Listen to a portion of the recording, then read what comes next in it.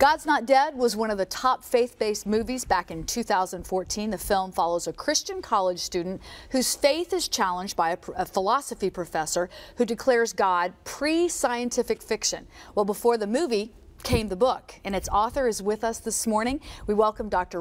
Brooks to Tulsa and to 6 in the morning. Great to meet you. Thank you so much. So were you surprised how when the movie came out and just this wave of interest? Very surprised, very surprised. Most Christian movies sometimes have a small impact, but this seemed to have a pretty large impact, and I think people were wanting to see something that gave them specifics. How do you know God is real in the midst of suffering, in the midst of evil?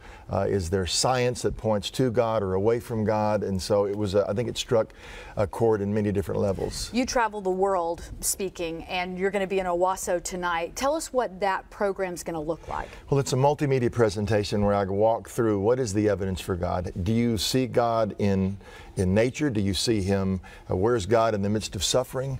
What does suffering do to us? As you see in Houston, it's turning millions of people to their faith. You know, atheism doesn't take away the pain, it just takes away the hope. So, you know, people are taking moments like this and saying, no, I'm finding that meaning is beyond my possessions. It's in helping other people. So you see a massive outpouring of love in the best of humanity. And I think you see the best of people's faith in all different expressions. When you go into these communities, though, you know, you're right here in Tulsa, you're kind of in the buckle of the Bible Belt, but you go into places that are ready to ask some really tough questions.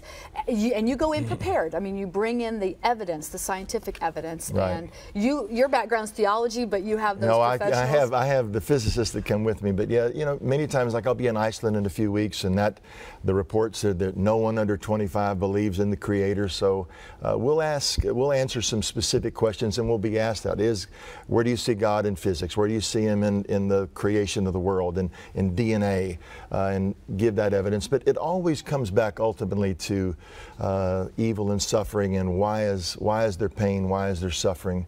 Why is there evil in the world?